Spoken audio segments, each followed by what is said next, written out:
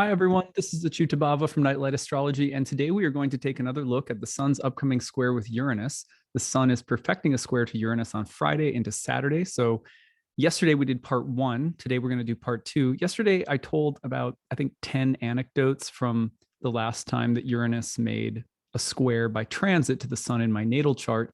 I find that storytelling is one of the most effective ways to really understand and feel the transits a little bit more, because when we only look at them from the archetypal standpoint and combine their symbolism, it's helpful, but it really helps to get some of those embodied stories. Remember, if you have stories to share about the sun square to Uranus, you can put hashtag grabbed into the comment section and share a story. Make sure you put sun square Uranus if that's the transit that you're going to be talking about, so that I know which particular transit we're looking at. I shared some of my own stories yesterday. Remember, we have a new email address set up as well, grabbed@nightlightastrology.com. So if you want to share a story which you don't feel like putting into the comments section, you can send it there. We don't respond to those emails. We're just archiving them. If you use that hashtag or if you email us, just know that we may use what you write and the story that you share in an upcoming episode. We're starting those next week. We've now got the email address set up. We've got a bunch of stories that we've been archiving over the past month. So we're just about ready to get that rolling. So in the meantime, today we're going to take another look at the sun square Uranus. I'm going to put it up on the real-time clock for everybody to see, and then we'll dive in. So again, if you've been following the transits this week, you know that the sun in Leo is going to be squaring Uranus and Taurus, and that is happening on Friday, August 6th into Saturday, August 7th. Now, as that happens, we're also getting a new moon coming through over the weekend, and you can see that happening at about the 16th degree of Leo on Sunday, and that will also be in a square with Uranus. Yesterday, I had the opportunity to go on a former student of mine's YouTube channel. His name's Spencer Michaud, and talk with him about the new moon. So if you look up his name on Instagram or YouTube, Spencer Michaud, Michaud, you can check out the new moon podcast we did, which was pretty fun. I'll be looking at that again tomorrow. And I believe my wife will be joining us, Ashley. You guys probably know Ashley by now, to talk about some herbs that can be supportive for the moon cycle ahead, given the strong Uranian signature that's there at the outset of it. It's an especially good one for some herbal support, because anytime that the opening of a moon cycle is in a really, in a hard aspect to another planet, you'll often really be working with that energy throughout the entire moon cycle ahead. So we thought it'd be a good time for her to come on and give some herbal support. So Ashley should be here tomorrow with me if all goes well. It's always a little bit of a crapshoot with kids and the babysitter schedule and stuff like that, but we're hoping to get that done tomorrow. Anyway, so today we're going to take a look at some of the archetypal combinations. If you want to go back and hear some of the stories and anecdotes I shared from the last time I had a major Uranus aspect in my chart, go back yesterday, and some of what we're talking about today, you could reapply to the conversation we had yesterday and maybe even understand some of those signatures in the stories that I told at a deeper level. So, okay, so we have a whole bunch of things to talk about today with this particular transit.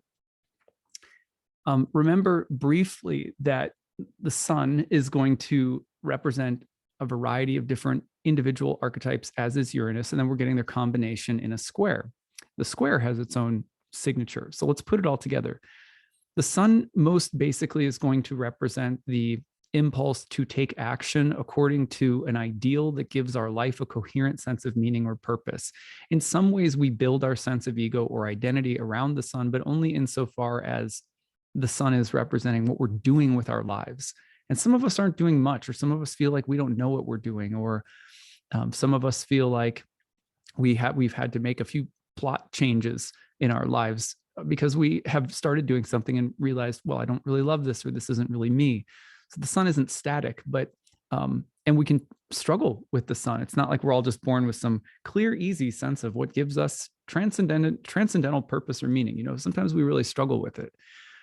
But generally speaking, the sun is going to be associated with that which gives our life a sense of like a narrative arc in a book or a story.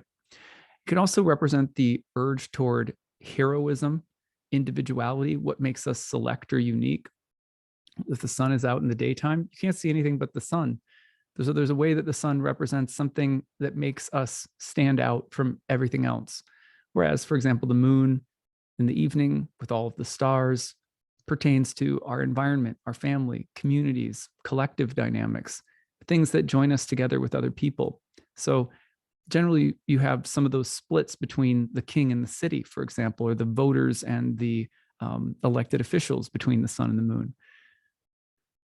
The sun will always have a connection to the paternal or to fathers, but can also represent leaders of any kind, or like a CEO, for example, or the idea of fame or prominence or notoriety, authority or rank, something that stands out or has some degree of power or sovereignty. And then you have Uranus. Uranus is going to be the principle of sudden, erratic change, spontaneous, rapid mutation and development, innovation, lightning strikes, illuminating us without warning. Uranus can be the desire to rebel, to defy. It is often related to progressiveness, future orientation, and even like technological progress, but also hubris that comes with trying to advance too much or trying to be too different. It's often very sudden, erratic, disruptive, and can be even violent and explosive in that regard. Now, the square connecting the sun and Uranus is of the nature of Mars. And so the sun-Uranus dynamic can be, that we're looking at right now in the sky, can be a little bit more intense. It can have a little bit of a challenge to it because of the square energy. We've been dealing with squares and oppositions from Uranus and Saturn since June. So this is nothing new, but the sun square Uranus to me is one of the more exciting squares that you could have to Uranus. For example, the moon can be really rough. When moon squares Uranus, that can be hard. Usually the moon square Uranus is erratic and disruptive in ways that are challenging to our sense of security or stability emotionally or physically or mentally. The sun tends to energize when it hits the square, although it can challenge and invigorate in ways that are sometimes overstimulating or exhausting. But generally speaking, that's the way that the square works. I've got 10 different sort of archetypal ways of thinking about the sun and Uranus to talk about today. So let's talk about the first one. When I was a kid, there was this show, and I think was probably around for a while, but I don't remember how long it ran. It was called MacGyver. Do you guys remember MacGyver? I'm sure you do. What was the situation that MacGyver found himself in as a hero? Because he was always a hero in those stories. He found himself in a situation where he had limited resources, usually a ticking clock, some sense of constraint and urgency, and he had to suddenly and spontaneously innovate using, I've heard a comedian one time say it's like he'd always have like a Snickers bar, like a hair tie and like a blow dryer, so, like something ridiculous. And then he would find a way of foiling the villain's plans, setting the captive free, getting out of some kind of locked up, like a locked up dumpster or something. He would get free because of his innovative, sudden heroism. So when you think of heroism connected to innovation within constraints that suddenly allows you to get free, to suddenly make a breakthrough because of heroic, daring, innovative, kind of risk-taking wherewithal. Those are all Sun-Uranus dynamics, to work out of a jam with sudden liberating insight. So you can think of MacGyver, but don't go blowing up your house. So now the second one, the urge for individuation. Have you ever had one of those moments? For me, I think of like everything through the lens of parenting. There's certain moments where I'm like, or actually more commonly my wife, because she's with the kids more than I am. She'll look at me and I'll be like, oh, okay, you need to go take your car driving fast a long way away. You know? Don't run it into a tree, but go. I see that look in your eye, you know, that need for freedom, independence, to say, look, I need to go and be myself a little bit more. um, I'll never forget when my dad was going through his Uranus opposition, which usually happens, you know, broadly speaking, between like 41 and 43. So around that time, 41 to 43 years old, you know, Uranus will oppose the position of natal Uranus in your birth chart. And it's often described as a kind of midlife crisis. But what defines a midlife crisis? Well, you know, one of them could be just kind of reckless or rebellious urge for freedom and independence. Like, I'm going to go buy a new car and I don't know, shave my back. I'm I'm gonna, you know, and some are obviously, some people are way more reckless. I mean, man, I can't tell you how many times I've had someone come in and they're like, you know, I've shaved my head, I've painted, you know, my entire house pink, and I left my husband, you know, some crazy thing. I'm like, let me guess, you're like 43 years old. So the urge to individuate, to become yourself, to throw off the shackles of the past or limitations and constraints in ways that are daring, defiant, a little bit provocative, and like muscular. This is the Sun square Uranus dynamic. Number 3, self-centered rebelliousness. So the urge for individuation, generally speaking, when I'm talking about, I'm speaking about the healthy kind. But as I was just alluding to, the other kind is going to be where you shirk all responsibilities, and you may suddenly feel like going Forrest Gump and just running across the country. You know, I think, what is that in that scene? They're like, so what made you decide to run across the country? Like everyone's looking for this profound answer. And he's like, I just felt like running. I always loved that line.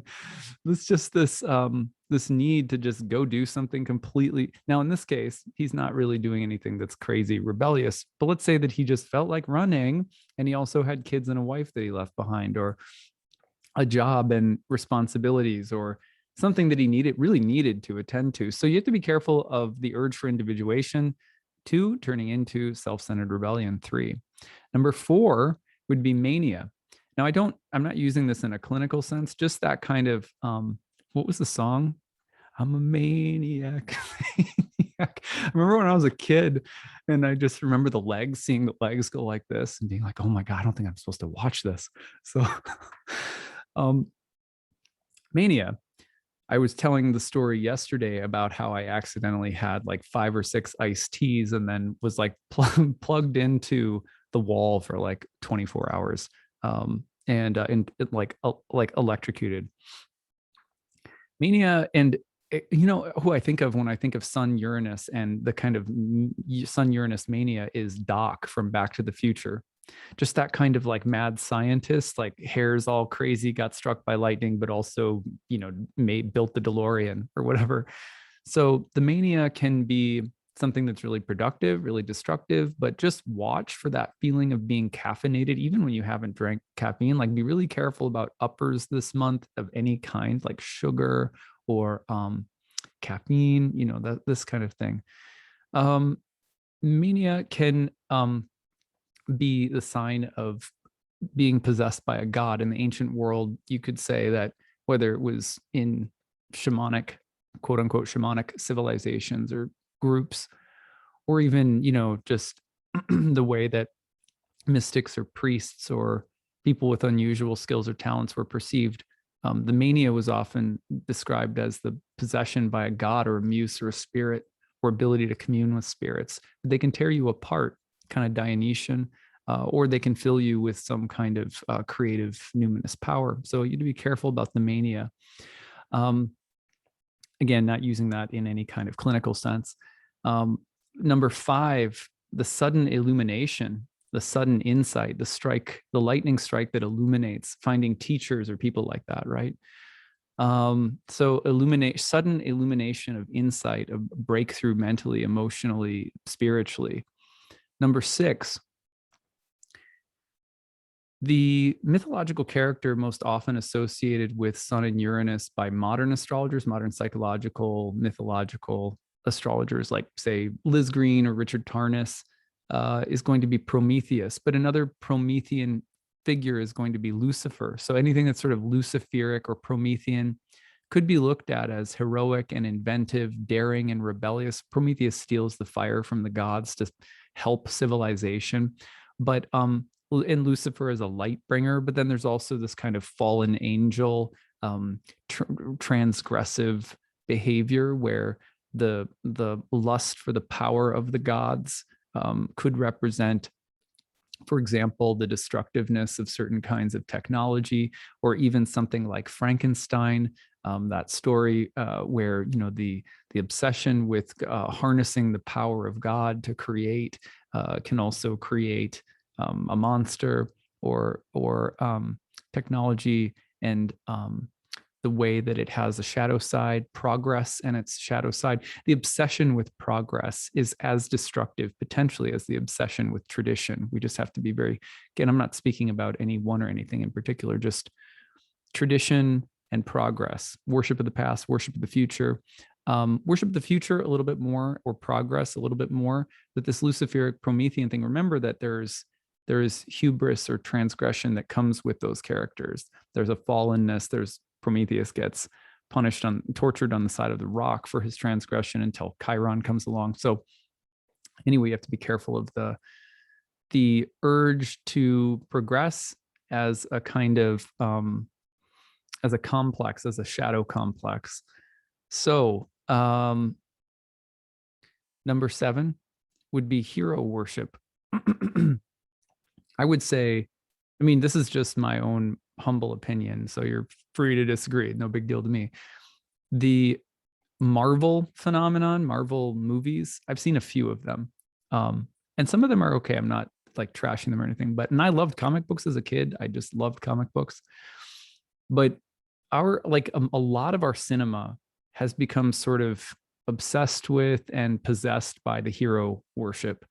What sells, action movies, horror movies, and like comic book movies, and then like big blockbuster movies, most of which involve a threat to and the need to rise up against a threat, or a challenge and the need to rise up against the challenge to save the day, to save humanity, whatever. So this kind of like the heroism thing is, it's an archetype that fascinates us, but it can also be something that is really wrapped up with an inflated sense of ourselves personally or individually, or almost an aggrandizement of the individual.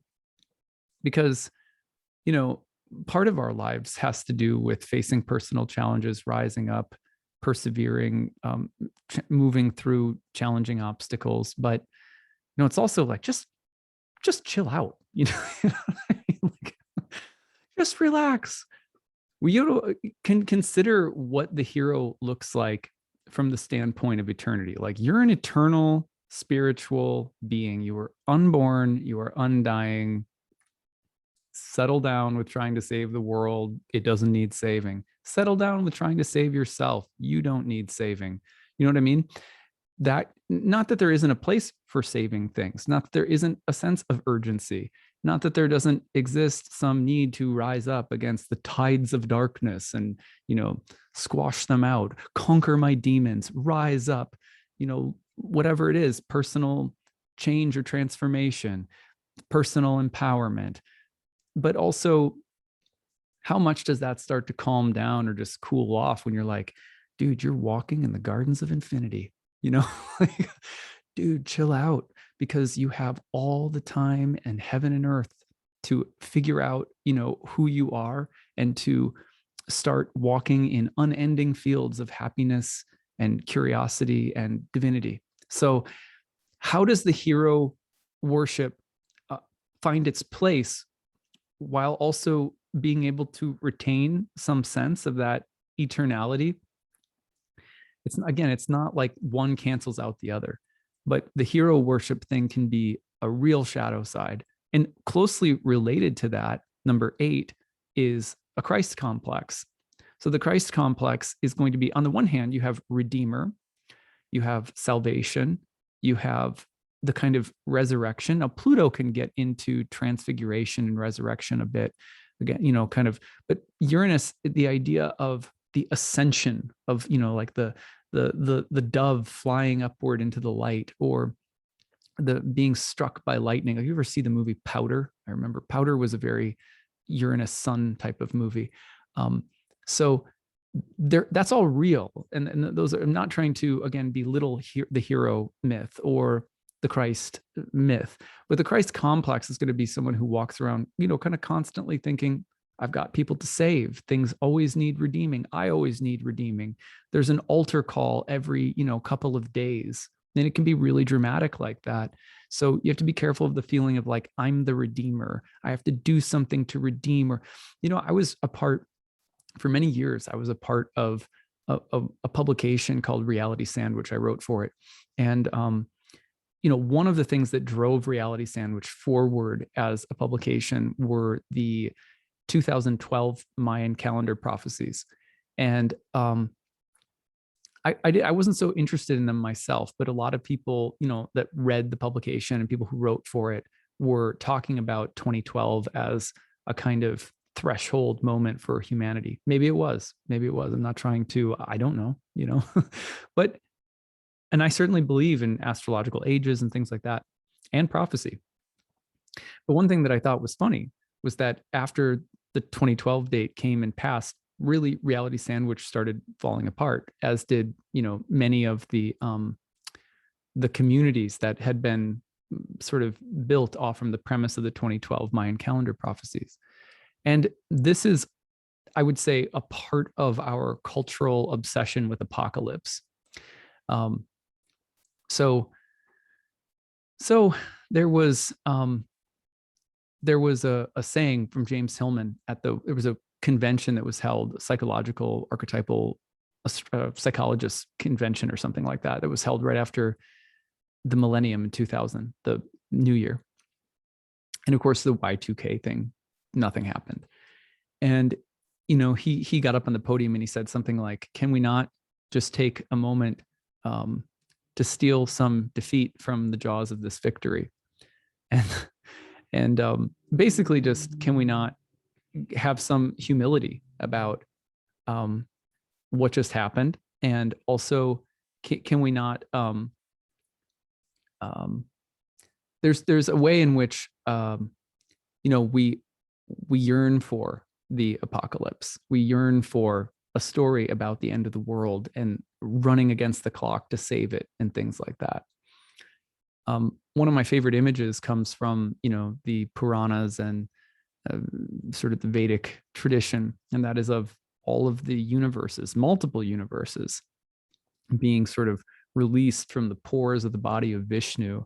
And then after, these long cycles of time, they're all wrapped back up into the body of Vishnu, and then they go back out and they come back in, and this has no beginning or end.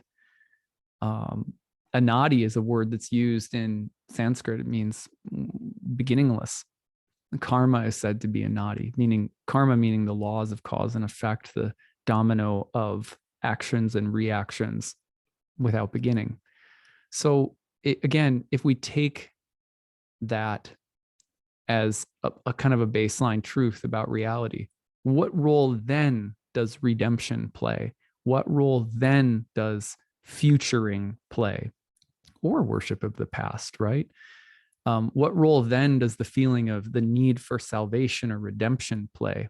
Well, we can start to understand them as archetypal movements that themselves, they play an important role. They're like time signatures in a beautiful music, but redemption itself is a part of the Leela, as are many, many other types of themes and experiences. And so it's important to give it its due, but also to like pay that God its respect, to pay that complex its respect, to put a Christ on our altar, or to put a Prometheus figure into our lives, have a relationship with it in our psyches. But also just remember that we don't there's also a good mantra to repeat if we become a little manic about that, which is that I am unborn and undying. Nothing is in need of saving. I am not in need of saving. There is no urgency, even though the whole world wants me to believe that there is and is ready to banish me or exile me or make me feel bad about myself if I say that there isn't. For now, for today, there's nothing here that I'm feeling urgent about. There's nothing that I feel needs saving or redeeming. Maybe another day there will be, but for now, no. And we can do that as long as we feel driven, when we feel pushed or goaded like by a hot spike to do that kind of redeeming, and it can exhaust us. So it's a good thing to work against. Anyway, I wanted to spend a little bit more time with that one. Finally, the Mercury square to the sun can bring up the quality of anything that is eccentric. So what does eccentric mean? Eccentric circle or orbit, originally a term in Ptolemaic astronomy. Remember, that's astrology as well. A circle or orbit not having the Earth precisely at its center. From French, eccentrique, and directly from medieval Latin, eccentricus, and from Greek, ekentros. This is really important, the last one, ekentros, out of center. Now, remember, the kentron in astrology is an angular place. So a kentron would be like the first, 10th, 7th, or 4th whole sign house. These are called kentrons, meaning centers of power. If something is ekentros, meaning it's out of the center. So one of the things that Uranus and the sun implies is some kind of action or activity that carries us out of a normal or predictable center of activity. And as a result, we may establish a new or different center, or we may be traveling on a path that is somehow not defined by the same center as it previously was. So anything that constitutes an eccentric orbit, an eccentric change of orbit, an eccentric action of some kind, this would be Sun Uranus as well. So I hope that you've enjoyed this today. Please leave your stories. Remember, use hashtag grabbed. Remember the planets, grahas, grabbers. How are they grabbing, or how are you grasping what they're bringing you in your life right now? Put hashtag grab, share your story. Make sure you put Sun Uranus so I know which transit you're talking about if you want us to share it. If you prefer to email it to us, you can email grabbed@nightlightastrology.com. Just make sure you know we won't be responding to your emails if you share stories with us. We get too many to respond to. And I should be sharing some of these starting next week because we've been back kind of stocking them or giving a good assortment of them ready to go for storytelling. And, people, I saw someone yesterday in the comment section. I really appreciated this comment. They said, I kind of like hearing the breakdown of the transits, but like, I'm not sure I'm up for storytelling. Like my analytical rational mind, I'm not sure I'll learn too much from that. Actually, you'll probably learn twice as much if you spend the time to listen to the storytelling sections, which I'll be doing more and more alongside of, because in those storytelling sessions, what you really are challenged to do is two things. One, you're challenged to understand the archetypes as they are present in the complexities of real human life stories. And two, you are going to be challenged to see them, or the challenge will be there for you to learn to see them in your own life. So you need these kinds of bridges to move from the, astrology is this kind of like karmic analytics into astrology as an ensouled and embodied experience. And if you're not building that bridge from astrology as philosophical, analytical, historical, anthropological, blah, blah, blah, if you're not doing that, you're not doing real astrology, in my humble opinion. Because astrology is meant to help us live our lives. Astrology is meant to help us to cultivate our spiritual interior, which is to say, I am a spirit soul experiencing karma in this particular dimension of reality. And if you're not, I'm not trying to slam anyone or anything in particular, but it's like, if astrology is just there helping you turn your mental wheels and it's not helping you build this embodied bridge, it's really not doing you any favors. Just developing another analytical mind language that really needs to be embodied for it to change your heart and to change your mind and so forth. So that's how I feel about it. Dang it.